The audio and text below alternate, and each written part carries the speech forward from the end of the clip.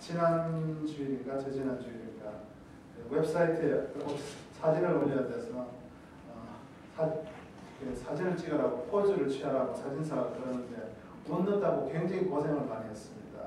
제가 어렸을 때부터 사진만 찍으면 갑자기 얼굴에 굳어지고 그랬었는데 그날 이렇게 웃는 게 굉장히 힘들어서 이렇게 치아를 보이고 웃으려니까 그 근육에 경련이 오고 막 그랬는데 집에서 자꾸 연습을 하다 보니까 이제 조금 훈련이 돼서 이제 잘 웃습니다. 네. 이제 웃는데 조금 자신이 생겼습니다. 우리 다 같이 옆에 보니까 웃어줍시다. 네. 얼굴이 굉장히 억지로 웃는 것 같이 보여요. 비웃는데요. 네. 네. 오늘 말씀의 제목은 마귀의 유혹을 물리칩시다. 예수님께서 어느 날 세례 요한에게 나와서 세례를 받았습니다. 세례 요한이 극구 말렸습니다. 아이고 내가 오히려 주님께 세례를 받아야 하는데 어떻게 예수님이 내게 세례를 받으십니까? 라고 극구 말리셨지만 예수님은 이리하여 하나님의 뜻을 이룬다고 하셨습니다. 그 말은 하나님께서 예수님을 이 세상에 죄를 지고 죽어야 할 어린 양으로 보내셨기 때문에 그 때문에 예수님께서 굳이 세례를 받으셔야 됐기 때문에 우리를 대신해서 세례를 받으신 것입니다. 세례를 받고 물에서 올라오실 때에 하늘이 열리고 성령이 비둘기같이 예수님에게 이렇게 내렸습니다. 그리고 하늘에서 소리가 있기를 이는 내 사랑하는 아들이요 내 기뻐하는 자라. 이렇게 말씀하시진 않고 이는 내 사랑하는 아들이요 내 기뻐하는 자라. 아마 이렇게 말씀하셨을 것 같습니다. 이 순간이 바로 예수님께서 성령 충만을 받고 그분의 공생애를 시작하는 순간이었습니다. 이것이 굉장히 중요한 건데 여러분도 교회 일을 시작할 때나 또 무슨 인생의 중요한 일을 할 때 성령 충만 받고 시작해야 됩니다. 성령 충만 없이 그냥 세상의 지식과 경험 갖고 시작을 하면 세울 것 같지만 무너뜨리고 또 남에게 위로를 줄 것 같으나 상처를 주게 되고 또 살리는 것 같으나 죽이게 됩니다. 꼭 성령 충만 받으시길 바랍니다. 예.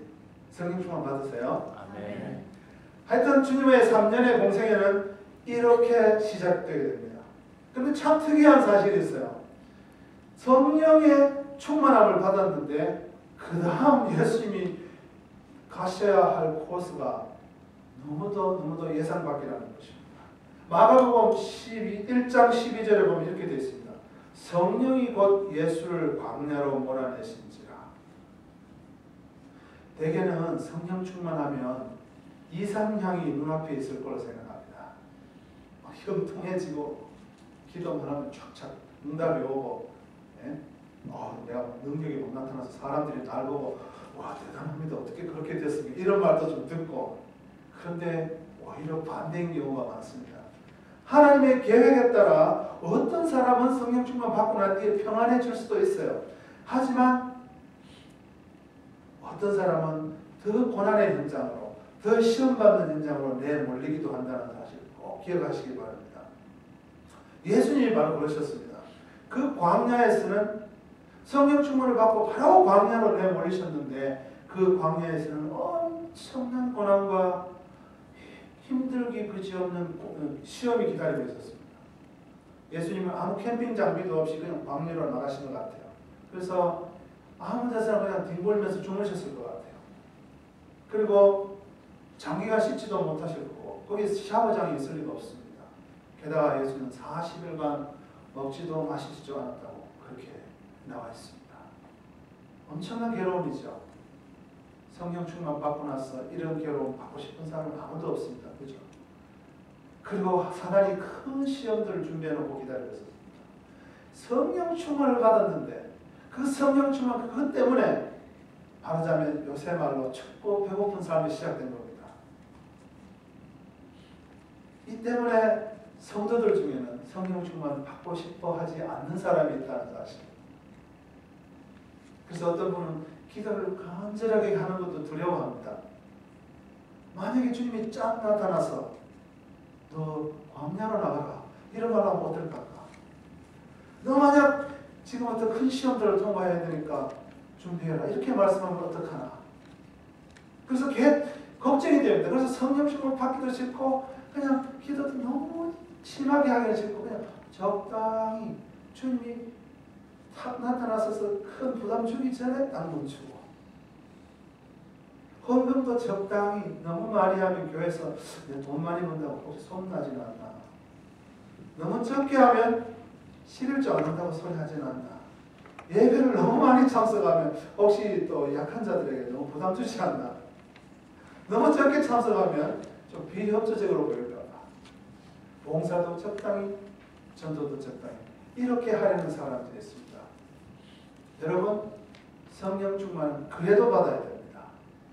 그래도 성령 충만은 목숨 걸고 받아야 됩니다. 예수 믿는 사람이라면 예수님이 가셨던 길을 따라가고 싶어 해야 정상입니다. 아무리 시험을 당하고 고난을 통과하더라도 주님이 가신 길을 사모하는 사람이 주님이 체험하셨던 능력을 체험할 수 있고 주님이 행하셨던 기적을 행할 수가 있고 영혼도 건질 수가 있고 많은 하나님의 뜻을 이룰 수가 있지. 고난이 두려워서 그런 광야로 나가는 것이 두려워서 적당주의에 빠진 사람들은 항상 교회는 앉아있어도 하나님이 살아계신 것도 희미해지고 하나님이 어제는 계신 것 같았는데 오늘은 좀 생각해보니까 아무도 안 계신 것 같아요. 하나님이 사랑이라고 남들은 감격해서 막 얘기하는데 나는 왠지 그것이 그냥 진부한 말처럼 느껴지고 하나님이 우리 교회를 함께한다고 목사님이 열매를 토하지만 그걸 목사님이 자신의 애절한 바람을 그냥 설교에 담아서 그냥 간절하게 바람을 외치는 게 아닌가. 뭐 제가 이 정도로 느껴집니다. 성령 충만을 받으면 차원이 다른 삶이 이루어집니다. 하지만 고난을 두려워해서 성령 충만을 멀리하게 되면 여러분 항상 미지근한 믿는 사람이나 안 믿는 사람이나 경계선도 불분명한 그런 삶을 살 수밖에 없습니다. 자, 오늘 말씀을 보면 사단은 세 가지 분야에서 우리를 시험해 오는 것을 볼 수 있습니다. 사단이 우리를 시험할 때 굉장히 쉬운 방법으로 눈에 띄게 시험하지 않고 아주 교묘하게 시험을 합니다. 오늘 예수님을 사단이 어떻게 유혹하고 시험했나 한번 살펴보도록 하겠습니다. 첫 번째, 사단은 인간의 기본 욕구를 담보로 무력한 기독교인을 만들려고 합니다. 인간의 기본적인 욕구를 담보로 무력한 기독교인을 만들려고 합니다. 3절 말씀 한번 보시죠. 내가 만일 하나님의 아들이거든 이 돌들에게 명하여 떡이 되게 하라. 여러분 이런 음성 들어보신 분 없으십니까? 없다고 생각하시겠지만 사실은 이런 비슷한 종류의 유혹을 많이 들어보셨으리라 믿습니다. 네가 만약 예수 믿는 사람이거든 돈 좀 많이 벌게 기도해봐. 네가 만약 하나님이 살아계시다고 믿으면 복권 한번 당첨되게 기도해봐. 기도의 능력이 있다면 안수해서 가게 문을 붙들고 안수를 해서 손님이 차고 넘치게 한번 해봐. 네가 만약 정말 기도의 능력을 믿는다면 불치의 병을 가진 내 식구나 내 친구나 교회 사람들에게 기도의 사람을 일으켜봐. 네가 정말 기도의 사람이라면 네 학교에서 성적이 좀 나쁜 아이들, 네 아이들에게 손을 얹고 기도해서 한번 우등생을 한번 만들어봐. 이런 말씀을 가끔 마음속에서 듣지 않습니까? 이런 유혹들은 믿음이 전혀 없는 사람에게 오는 유혹이 아닙니다. 어느 정도 수준이 되는 사람한테 오는 유혹입니다. 그렇기 때문에 우리가 이 유혹을 이기지 못하면 좀 자책감에 빠지게 되고 나는 아직 신앙이 성숙하지 못하고 약하다. 그래서 실망하게 됩니다. 자, 잘 한번 생각해 봅시다. 사실 못 만들어서 그렇지 배고픈데 돌을 가지고 떡을 만들어 먹는 게 뭐가 나쁠까요?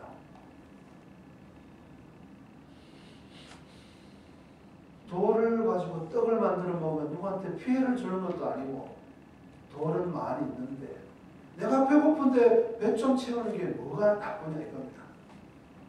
사실 떡 자체는 죄가 아닙니다. 우리는 떡과 밥을 먹고 사는 존재입니다. 돈 자체도 죄가 아닙니다. 기도해서 돈 많이 버는 거 그건 또 다른 문제지만 돈 자체는 죄가 아닙니다. 돈은 필요합니다. 우리에게. 건강도 필요하고 아이들에게 좋은 성적도 필요하고 좋은 직장 이런 것들 자체는 절대로 죄가 아닙니다. 하지만 오늘 이 사탄의 공격 포인트를 잘 알아야 됩니다. 오늘 사탄의 공격 포인트는 이겁니다. 우리 그리스도인들로 하여금 우리가 받은 기도의 특권과 능력을 단지 우리의 육신의 정욕만을 위해서만 사용하라고 외치는 것입니다. 나는 늘 그런 것만 갖고 기도해봤어. 이렇게 사신하실 분도 있는데 오늘 잘 들으십시오. 우리가 육신의 정욕만을 위해서 기도한다면 사단이 좋아합니다. 왜냐하면 우리의 가진 기도의 특권과 능력을 하나님의 나라 확장과 하나님의 뜻을 위해서 그리고 영적 전쟁의 승리를 위해서 사단의 나라의 파괴를 위해서 영혼 구원을 위해서 더 사용해야 되는데 덜 사용하면 할수록 이 사단은 활개를 치고 다니고 원신의 폭이 더 넓어지기 때문입니다. 그래서 사단은 우리를 작은 먹고 사는 문제에다가 쇠사슬로 이렇게 묶어놓고 다니는 걸 좋아합니다. 한낱 먹고 사는 문제에 우리의 정욕의 문제에 묶여있기를 원합니다. 그래서 우리가 열심히 기도하고 좀 더 수준 있게 하나님 일 하려고 할 때 와서 돌로 떡 만들어 먹으면 참 좋겠다 이렇게 합니다. 사실 여러분의 기도가 늘 이런 기도라면 사단은 여러분을 아주 우습게 생각합니다.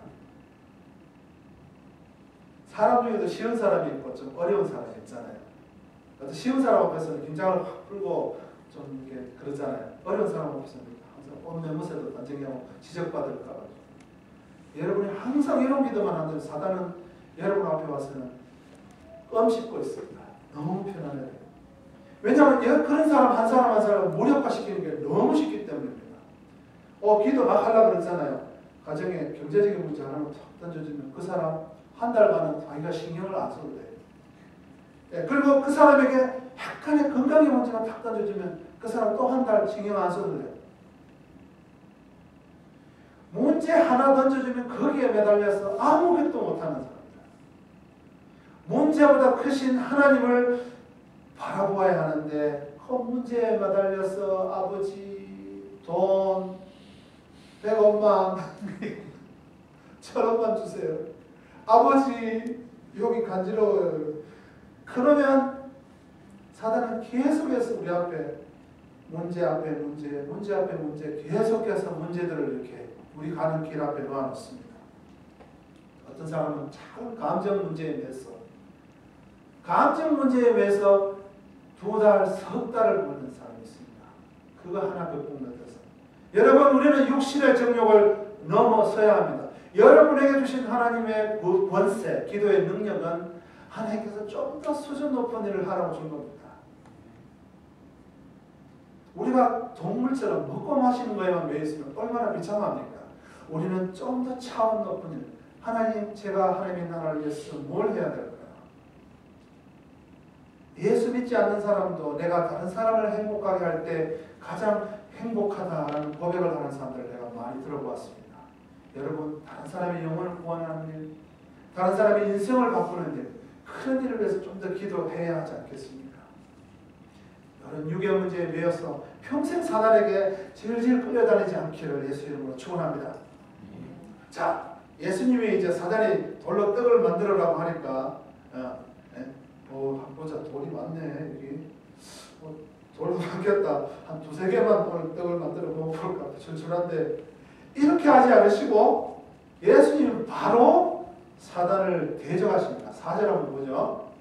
예수께서 대답하시되 기록된 바 사람이 떡으로만 살 것이 아니요 하나님의 입으로부터 나오는 모든 말씀으로 살 것이라. 누가복음 아닌 다른 복음서에는 그 뒤에 부분까지 나옵니다. 이 말씀은 신명기 8장 3절 말씀입니다. 예수님이 그냥 사람이 떡으로만 사는 거 아니야, 하나님의 말씀으로만 사는 거야 이렇게 하시지 않으시고 기록된 바라는 말씀을 하셨어요. 이게 무슨 말씀일까요? 그 말씀은 예수님이 평소에 공부하고 평소에 암기하고 묵상하고 마음에 새겨놓았던 하나님의 말씀을 마귀를 퇴치하는 데 사용했다는 말씀입니다. 이거 아주 중요합니다. 천하 없는 사람도 교회에 40년 50년 다닌 사람도 하나님의 말씀을 모르면 영적 전쟁에서 백전백패입니다. 절대로 승리할 수 없습니다. 성경을 알아야 이것이 사단의 생각인지 이것이 성령의 생각인지 분별도 하고 성경을 알아야 사단의 생각을 물리칠 수 있습니다. 말씀을 갖고 성령의 검이라고 하지 않습니까? 성령의 검을 휘둘러야 사단이 혼쭐이 나서 도망을 갑니다. 성경을 모르는 사람들이 항상 불안해합니다. 성경을 모르는 사람은 엉뚱한 사람 잡습니다.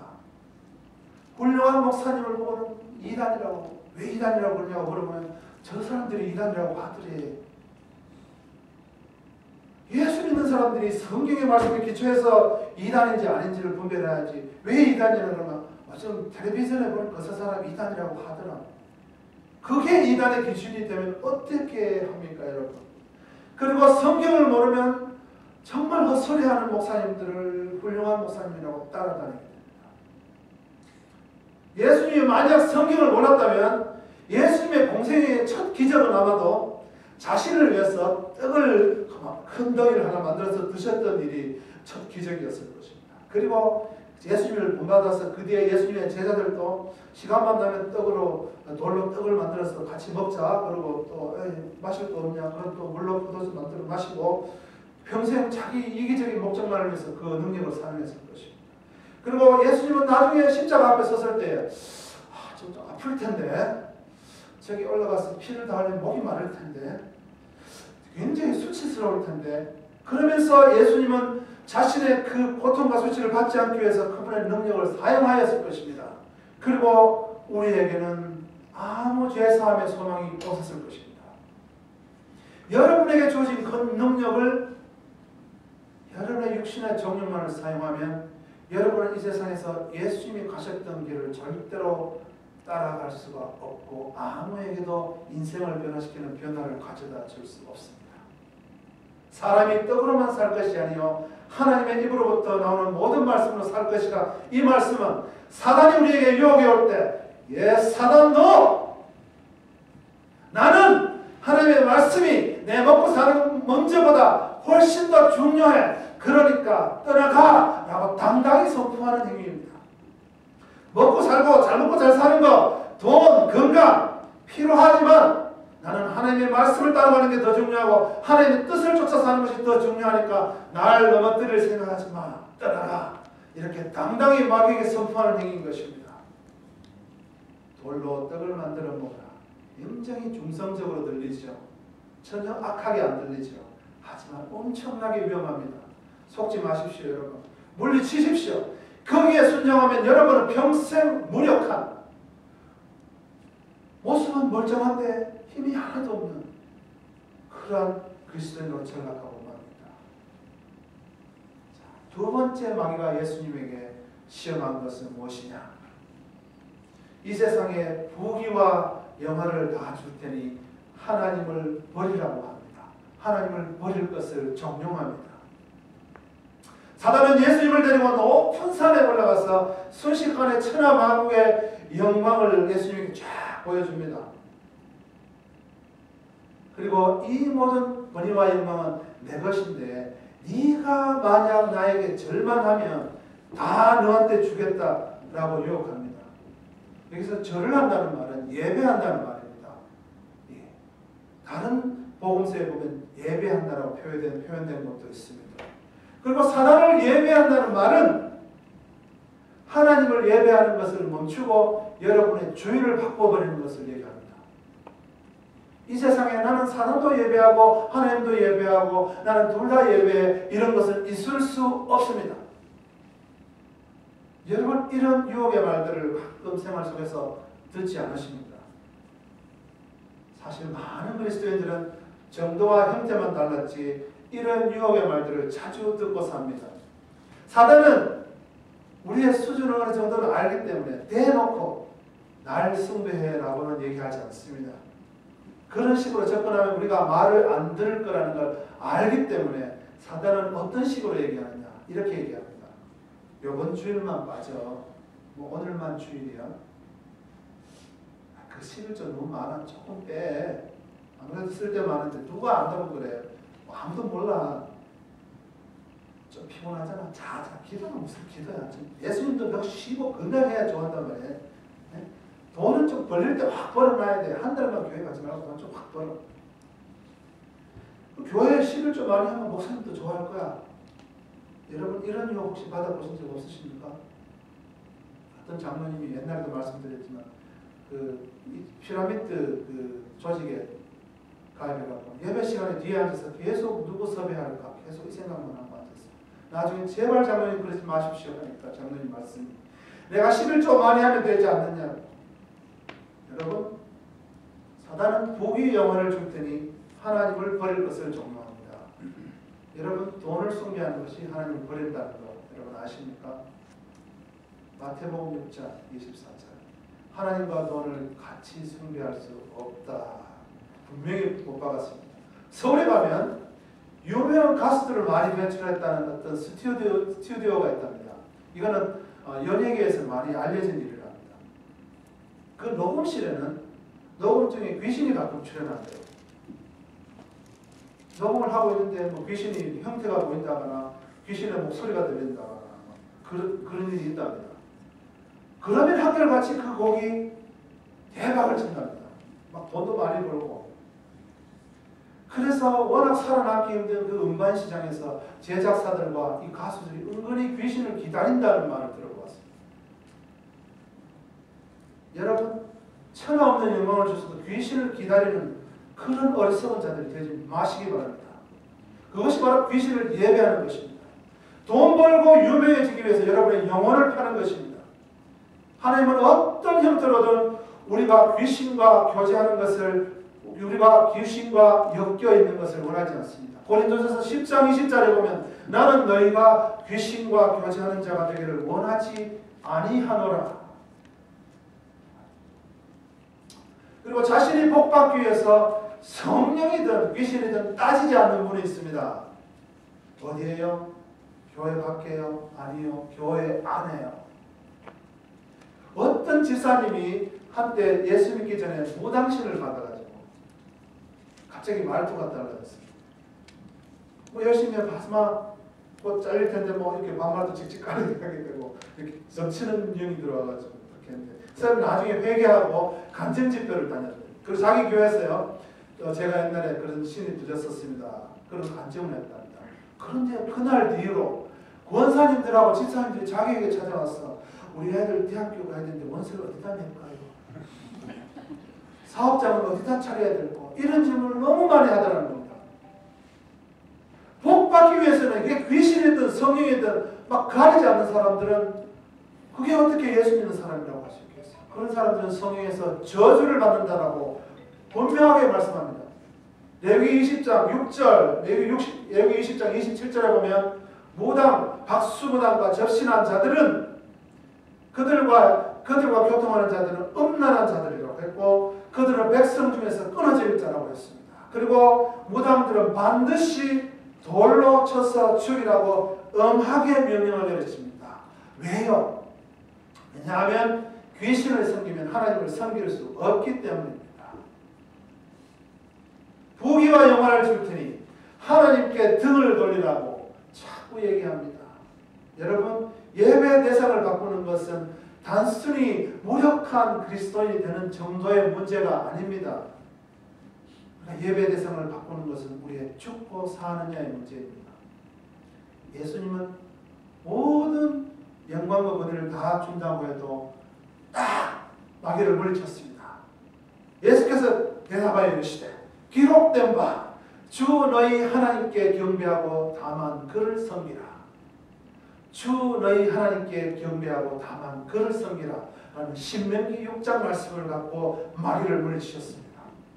이 말씀은 사단이 어떤 것을 내게 준다고 해도 나는 하나님만 경배할 거야 라고 선언하는 것입니다. 우리 한번 자기 자신에게 한번 좀 소리내서 한번 얘기해 봅시다. 나는 하나님만 경배할 거야. 사단이 내게 어떤 물질을 준다 하더라도 나는 하나님만 경배할 거야. 여러분 항상 이렇게 해서 사단을 물리치시기 바랍니다. 이런 믿음이 있기를 축복합니다. 요즘 신자들은 너무 쉽게 예배하는 것을 포기합니다.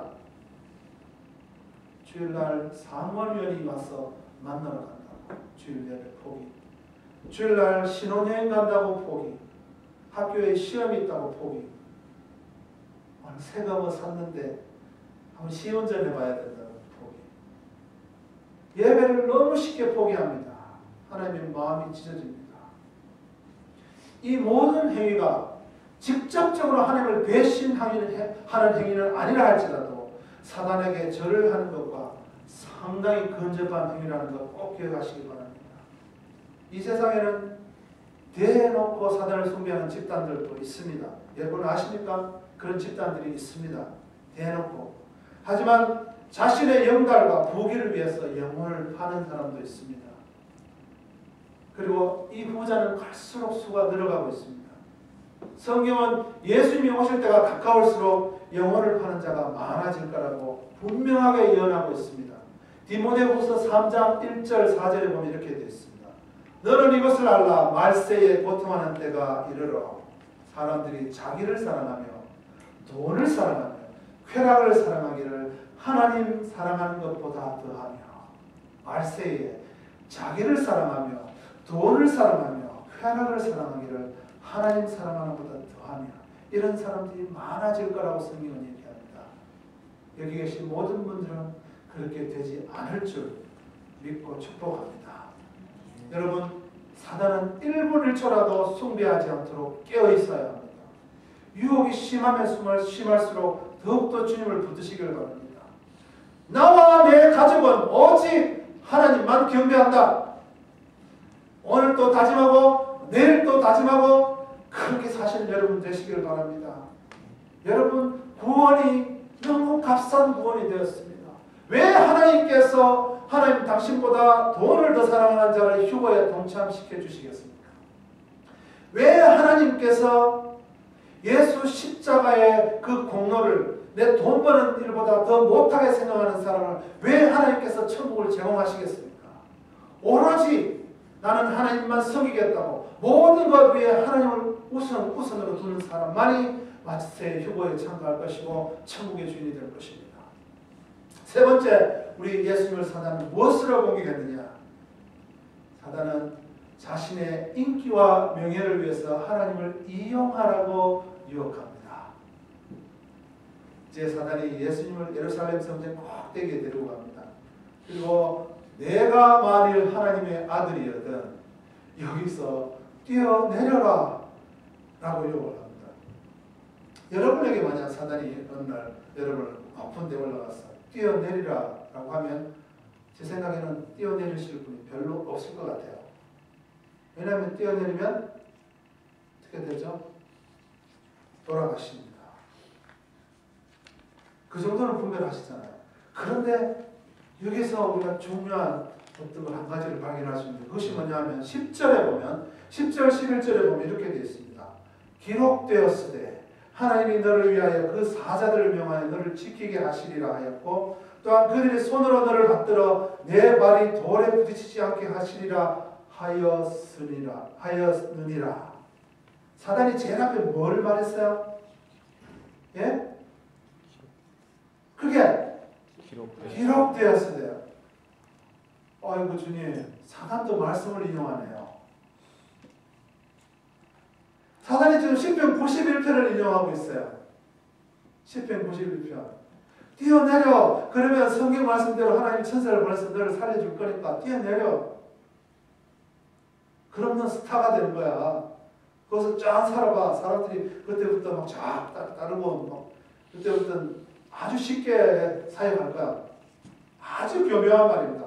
사단이 얼마나 간사한지 이 말은 사실은 공을 예수님에게 탁 넘겨주는 말입니다. 자 보세요. 예수님이 거기서 뛰어서 만약에 인간이셨던 주님이 죽으시면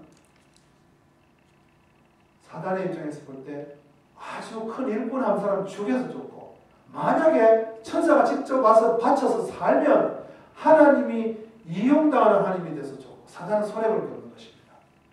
여러분이 이런 사단의 유혹을 그대로 따르게 되면 사단은 여러분이 뛰어내려도 좋고 뛰어내려서 죽어도 좋고 뛰어내려서 천사가 와서 구해줘도 사단에게 손해볼 장사가 아닙니다. 하지만 여기서 우리가 분명히 알아야 될 것은 시편 91편 말씀은 우리가 원치 않는 위험에 처했을 때 하나님이 보호해 주신다는 그 말씀이지, 우리가 스스로 위험한 짓을 자초해갖고 하나님을 시험하라는 그런 말씀이 절대로 아니라는 것입니다. 여러분 오늘 분명히 배웠습니다. 사단도 성경을 인용한다는 것. 그러면 여러분이 사단이 성경을 갖고 공격할 때 어떻게 사단을 이길 수 있습니까? 1번 사단보다 성경을 몰라도 된다. 2번 사단보다 성경을 더 많이 알아야 된다. 사단보다 성경을 더 많이 아셔야 됩니다. 그러려면 사단이 조금 알까요? 많이 알까요? 사단도 많이 알아요. 사단이 시편 91편을 인용할 정도면 얼마나 많이 알겠습니까? 우리가 성경을 통달해야 됩니다. 사단의 유혹을 이기려면. 이 말은 일부 목사들을 비롯한 모든 사단의 영향권 아래에 있는 사람들이 성경을 자기 멋대로 해석해서 신자들을 호도할 수 있다는 말입니다. 그리고 수많은 가짜 선지자들이 성경을 억지로 해석해서 우리를 망하는 길로 인도할 수 있다는 말입니다.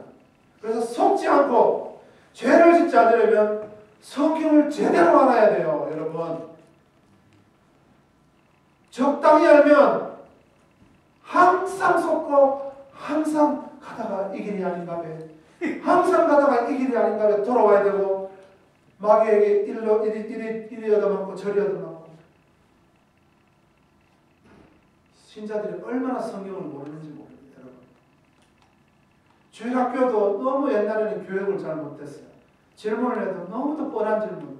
우리를 위해서 누가 죽으셨어요? 예수님 잘했어요. 마귀가 더 힘세요? 예수님이 힘세요? 예수님. 전부 이런 식으로 질문하니까 애들이 성경을 아는 거예요. 성경의 해석이 잘못된 것인지 잘된 것인지, 이것이 성경에 있는 것인지 없는 것인지 알려면 밤낮 묵상해야 된다. 시편 1편에 보면 복 있는 사람은 주야로 그 율법을 묵상하는 자라고 했습니다. 마귀를 이기는 사람이 주야로 성경을 묵상하는 사람입니다. 여러분이 다른 거는 얼마나 묵상 많이 합니까? 연속곡 밤낮 묵상하잖아요. 예? 새로 나온 유행가 밤낮 묵상하잖아요. 예? 새로 나온 비즈니스 주식 정보 밤낮 묵상하잖아요. 예? 골프 치시는 분들 밤낮 묵상하시잖아요. 우리가 세상을 이기려면 성경 말씀을 밤낮 묵상해야 되고 성경 말씀의 도사가 되어야 됩니다. 어떤 사람들은 너무 겸손한 것인지 아니면 바보스러운 것인지 몰라도 목사들을 너무 맹신합니다. 막 어떤 교회 가면 목사님이 성경하고 너무도 다른 말씀을 하는데 교회들이 이러는 거예요. 이 교회는 그런 분들이 별로 없는 것 같아요. 막 틀린 말 하는데도 네? 하나님이 그러셨는데 나하고 사모하고 이혼하라고 그랬어. 이러니까 아멘.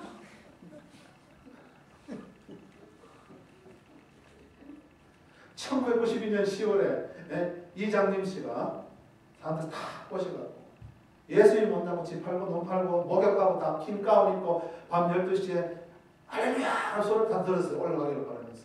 아무도 안 올라갔어요. 한 10분 있다 소리를 쳐다보면 안 올라간다.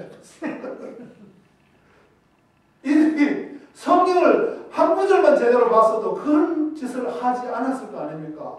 그날과 그 시는 아무도 모르고 하늘에 천사들도 모르고 인자도 모르고 오로지 아버지만 안다는 그 말씀만 제대로 알아도 왜 거기 쏟겠습니까?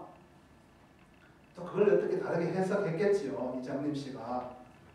그런데 그 해석이 틀린지 맞는지 알려면 성경을 알아야 된다 이겁니다.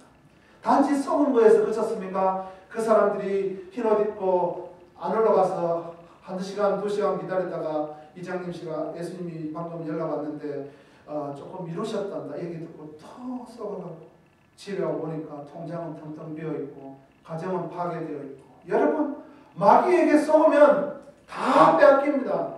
다 도적질 당하고 다 죽고 다 망합니다. 그러지 않으려면 성경을 밤낮 묵상해야 됩니다. 예수님이 만약 그날 성전 꼭대기에서 뛰어내렸다면 아마도 비슷한 일이 일어났을 겁니다. 수많은 이단들이 성경 갖고 옵니다. 성경 갖고.